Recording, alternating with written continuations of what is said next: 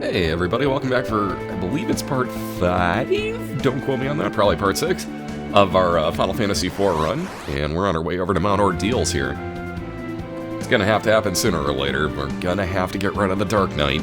It's the only way to progress. As sad as that is, because quite honestly, like, I don't know, like, as useful as Cecil is in Paladin form, I don't know, I've always preferred him as a Dark Knight. Something about the, I don't know, he feels weak. And I don't even know why that is, but he feels like super weak when he's actually in Paladin form. He's not. And like I said, he's got plenty of health, you know, he protects everybody, or at least he did in the other versions. I don't know so much about this one, because honestly, thinking about it, I don't know that I can give you an example of when he actually blocked for someone. I'm being very serious about that too. I honestly don't think I know of a time when that happened. Huh. Well, there's something odd to think about. Yeah, no, I don't think he blocks in this version, or if he does, I just never got anybody down to the low enough health area where he's actually going to jump in front and do it. And I find that super hard to believe. But I guess we'll see. I'll pay more attention to it now throughout the rest of the run, now that I've thought about it. That's kind of weird, though. I mean, honestly, that really is. Maybe I'll just look it up. I wonder if they actually removed it. Those spell noises are so weird. What the fuck? I do love the music for the twins. That's more so than anything. I love the fact that Palom beats the ever-living shit out of her. Or vice versa, excuse me. The Porum does that to Palom. I always do that backwards. I name those twins backwards every time. Meanwhile, in the Fortress of Solitude, well, this is a little bit more risquely drawn. Risquely? That's not a word. Whatever. This is drawn a bit more risque, if you will, than it was Super Nintendo era. So we've seen, what, 3 different ways that Rosa is being held captive here? There's been, in the original version, there was a guillotine above her head. And then the Super Nintendo version for America, well, those Americans can't handle the violence, which is hilarious given where we're at in the world right now. But apparently that was too much for Nintendo, and they decided, no, crushing her entire fucking skull with an iron ball above her head, that's much less gruesome, and therefore we should probably do that instead of the guillotine. I don't really understand it either, quite honestly. Personally, I would have left the guillotine. It seems like the much less cruel way to kill somebody. I mean, at least at that point their body and their head are intact, and like, you know, you could sew it back on and have an open casket or something. Yeah, you crush them with an iron ball, there are literally not gonna be anything of them left to find. So, I don't really understand that. But yeah, so we've seen her with the guillotine, we've seen her with an iron ball above her that was going to literally just obliterate her, and now she's actually being tied up by her hands and held aloft by that, because I'm sure that's good for the wrists. Like, that will in no way, shape, or form hinder her ability to move her hands from here on out. She'll be fine! And yes, I'm gonna get greedy and obviously still get all the map completion here. I'm sure there's plenty of people that are gonna be very upset when, later on in the game, I think there are a few places where I don't get map completion, because I know I didn't complete them all. I know that for a fact. I have to go back and do that at some point. Which I'm not looking forward to, plus I gotta figure out where all the naming-wary, you know, whatever you want to call them, where all those things are. Because honestly, we may have already hit the limit of the ones that I found.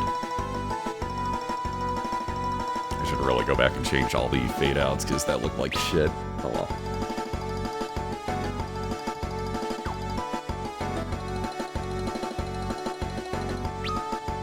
Not that big of a deal, honestly.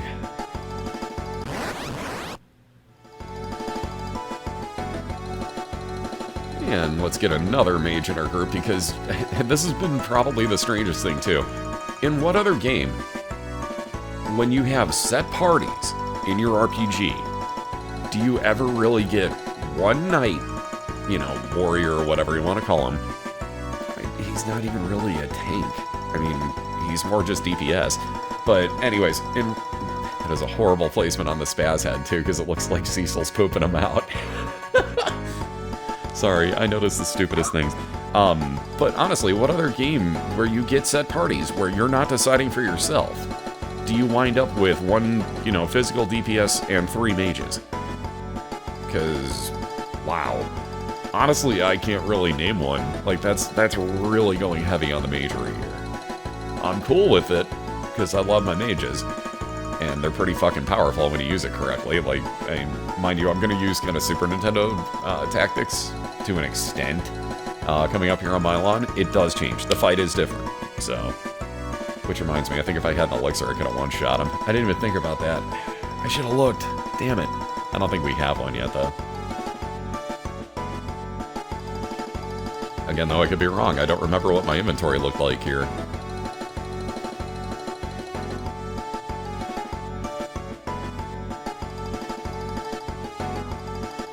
I've been searching for meteor. I'm gonna bring a meteor down and crush that motherfucker's skull with it. Jesus, Stella, that seems a little brutal. Yeah, I'll tell you it's brutal. Back in my day, we had to walk uphill both ways to mage school. You little shits don't even know what that's about, do ya? This guy.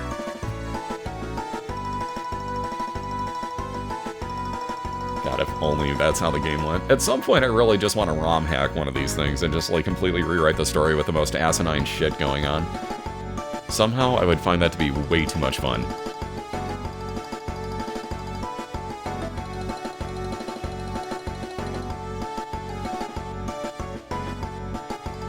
You know, one thing, too, especially when they give you a little bit of voiceover in the game, is you do tend to realize as you're going through, like, man, this is really word-heavy. There's a lot of speaking in this game that could have just completely been skipped over. Like, we get it. You're mages. We get it. He's, you know, he's the sage of all sages.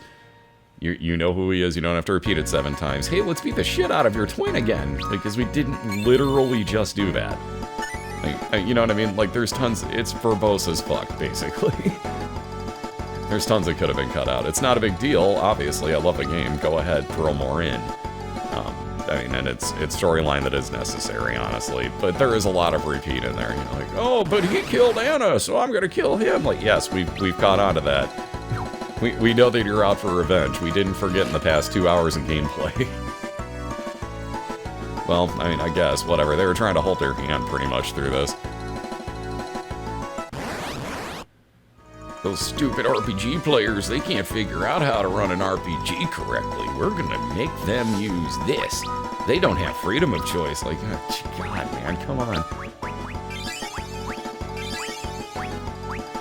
Yeah, going up to level 25 on Cecil, like, here, he's basically at 700 health. That is so much different than on Super Nintendo. Because, like, he'll top out at, like, 400 some odd. And hell, for that matter, Tella tops out, too. Which, again, you'll kind of notice here. Like, if you do see, if I do leave in any of the level up screens, and I'm pretty sure I don't. But, well, I take that back. If it's a forced battle, like, if I open up a chest and it's got a battle inside, I leave it. But yeah, like, honestly, if you guys were watching me edit any of this, you know full well that this video would literally be 30-ish hours if I didn't cut all the... And they're boring battles, dude. I literally almost auto-battled everything in this game. I'm not kidding. Like, I felt that over-leveled the entire time. If you fight every battle that you get as you're going through this, zero question, you are going to be too high a level, and you're going to feel too powerful the entire time. Because, like I said, like, I never worried about running out of magic points or, you know, just nothing at all. Like, it felt easy. And that's such a cop-out to say, but it felt really easy, honestly. For all the hell that you know, I was told I was gonna feel, you know, of like, oh man, this game's so much tougher, you know the Super Nintendo version so well, and, you know, that's gonna hose you over, and blah, blah, blah, and this, that, and the other. Did I not have a 10? Oh, God. But yeah, like, honestly, like, I did not feel like it was any sort of extreme difficult challenge. There were a few parts where I was kind of surprised, like, whoa, Tella's got low health, or, you know, whatever. This is what happens when you don't buy tents, kids. Always buy a tent. I'm such an idiot. Like, how the hell do I not have a tent right now?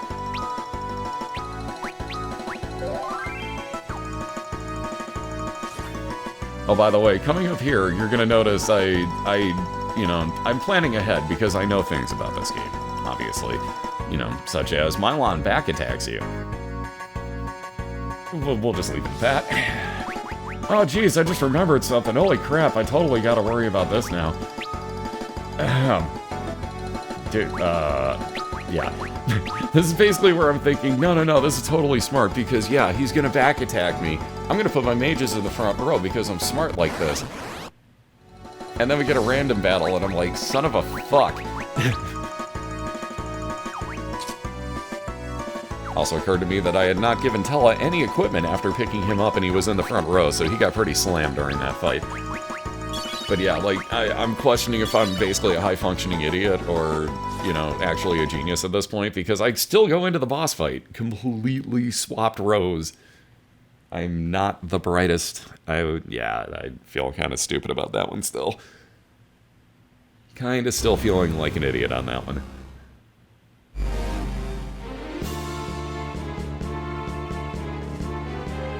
And I like the way Scarmiglione talks a lot more in this one. I called him Mileon before, that's the Super Nintendo era name.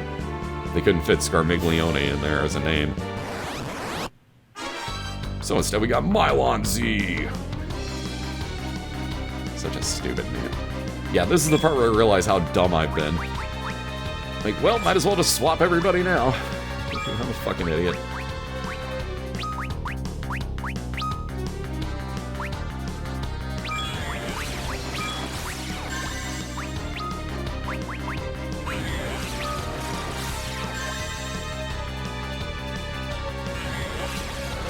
Actually hits really freaking hard in this version. But it should, because if you notice, Palom and Porum kind of have about, oh, I don't know, 4 times the health that they did when I used to speedrun this. So it really doesn't matter. And like I said, there's changes, but it really doesn't hurt that bad.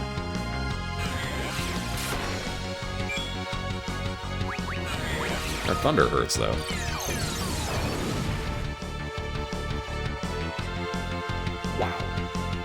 I did not notice the damage on that. Oh my god. Wow. I just knew that I one-shot him here. I wasn't going to give anything away, but like, well, I didn't one-shot him. Technically, Cecil hit him before, so I two-shot him. But I didn't see the actual damage numbers on my playthrough. I just knew that he died. Holy shit, 3,400 is kind of insane damage off of that Comet. Especially because if it works the same, Comet's actually splitting... Wait, I'm saying that wrong. Comet's doing the max damage. Whatever the damage roll is, it's going to do that to everybody if it can. Flare, on the other hand, will still AoE, but it's going to disperse whatever damage roll it gets amongst however many enemies there are. So you can have 4 enemies, and if Comet throws, and let's say like 34, 24 is your number, then everything gets hit for that, in theory. And there's resistances play into it, but basically, Comet will hit everybody for equal damage of that exact number, whatever it was. Flare will split whatever that damage number was between however many enemies. So if there's 4 and I hit for 3,400, everybody would get hit for, wow, the math is wrong, about 850 or so. Which I don't think would have killed Scarmiggles there. I could be wrong, but I really don't think that would have killed him.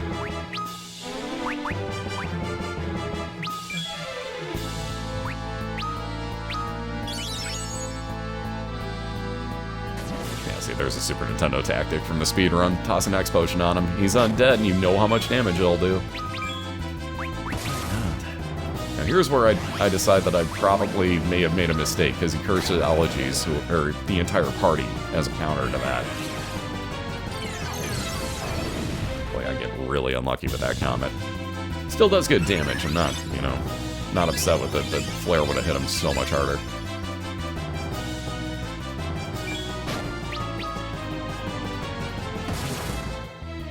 Watching the replay of the battles is just like, there's like 3 different frames on the boss as he 1, 2, 3 moves around Swayze. 2, 3, 1, 2, 3, 1, 2, 3, 1, 2, 3. Nice hair, by the way. 15 FPS on the fucking battles is just... Gonna have fun when I play the PSP version again. God, that looks so much smoother.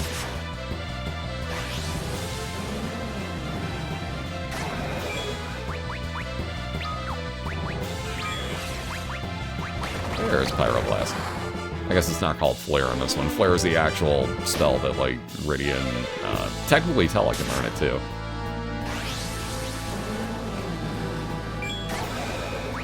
And I'm out of magic points. Wondrous.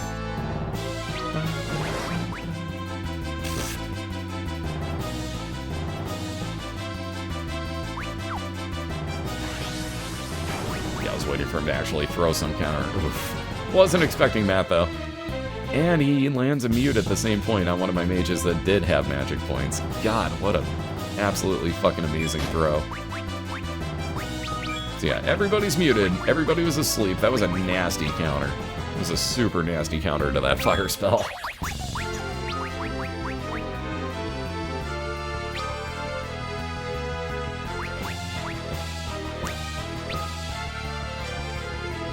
Here's where I really start considering what I should be doing.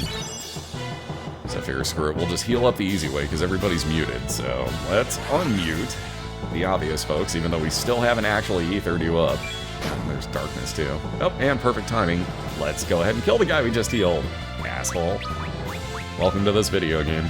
Final Fantasy IV is notorious for that. Like, you go through the entire process of, like, remedying up somebody who's got, you know, who got hit with bad breath or something. Like, as soon as you kill off the Malboro in the group, you know, you completely cure somebody of all their diseases and stuff.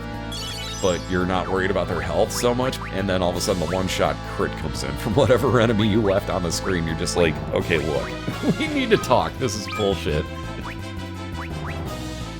But welcome to Final Fantasy IV. It does that constantly, and it's just, it's, you know, you laugh it off and go, well, that's FF4, because it's all you can do. It's going to keep happening. For anyone curious, Bluff is going to, I don't know if you actually saw the little dual tip there or not for it, but that's actually going to not double, but give you a nice magic boost. And I don't know if that works on Twincast or not, too. But basically, this is the PSP speedrun tactic for this. Bluff up like 2 or 3 times, hit him with fire, smashy, smashy. Well, Vera. Fyra? I don't know, like... Which way is that supposed to be pronounced?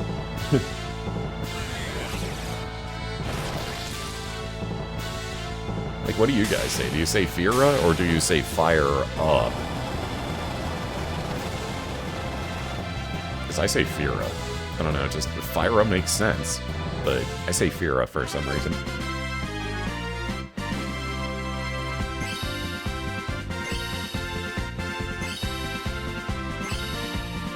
Speaking of level ups, and of course that's not one where Tella loses points and I can prove what I was saying. Damn. Alright, now you're going to actually start seeing a bunch of achievements pop up. And probably start hearing the garbage truck backing up in the background. I'm gonna wait for a second or 10.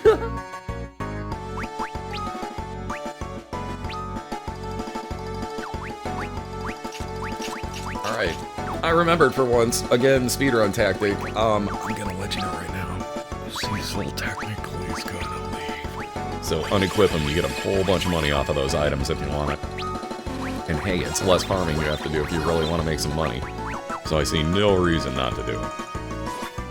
Even at that point, I'm almost convinced in here that it might have changed this upcoming fight because I unequipped him. I think it might have kept his equipment, like, in line with what I did.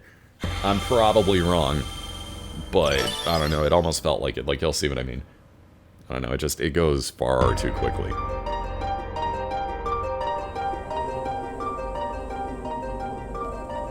Long have I awaited this, the day that you would come. A tragedy unfolds now, which pains me more than you can know. To end it, I will gift to you my light. Though in so doing, I condemn myself to sorrow greater still. But the hour is late. No other road remains.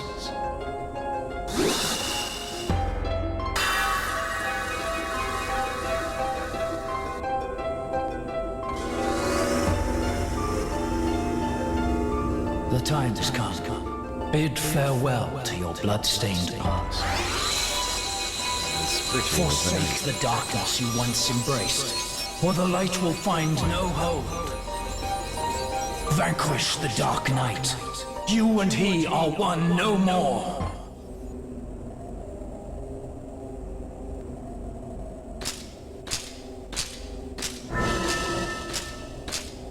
There are two of them! What's happening? Vessel, look out! Stay back. This is a fight for me and me alone. My atonement for all the sins I wrought, my test. And one I do not mean to fail.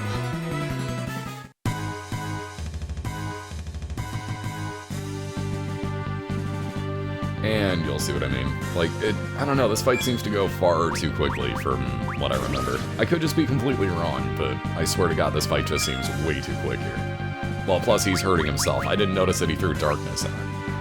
Huh. I didn't notice he did that. So that's how it's supposed to be that he injures himself. That makes sense. But he only hit for 50. Like, I mean, that's... You might as well have tickled me. Honestly, you might as well have just tickled me. But it's already over. He hits you once and it's done.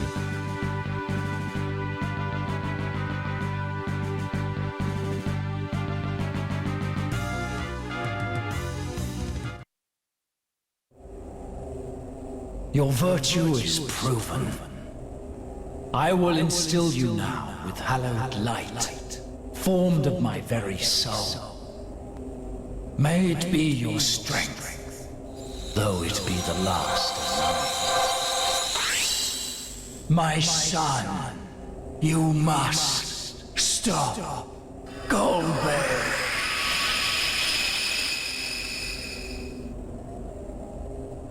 Wait!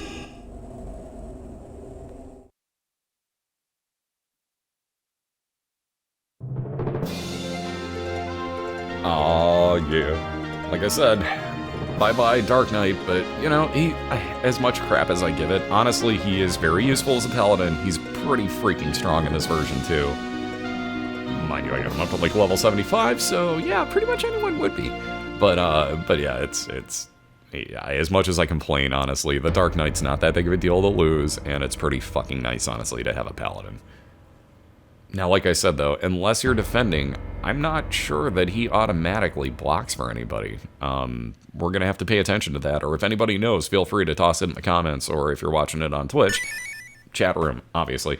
But I don't know, I never saw him block for anybody that I remember. I'm pretty positive that's the case. Obviously, he won't block spells, but there was enough physical attacking going on that I'm pretty sure I would have remembered it happening. Huh. Could be wrong. Hey, the birds are awake.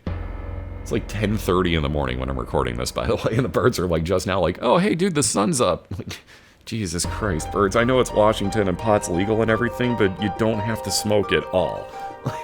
God. Hey, man, it's like morning. Like, no, dude, it's sunset, you fucking stoner. Oh, well, same thing, man. Whatever. By the way, who's got the better cape? Because they're touching each other, and now it's like, it's this weird, like, cape contest. Mine's just plain green. Mine's got this awesome paladin design. Alright, fuck you, man. And given that I actually bought some stuff for him, this is why you buy, like, pretty much anything you can. Makes more sense to throw the fucking knight's armor on. Yeah, okay, good. I did the right thing. But, like, this is why you actually buy some stuff, so that you can equip Cecil right away, because he comes in at level 1 when he paladins up.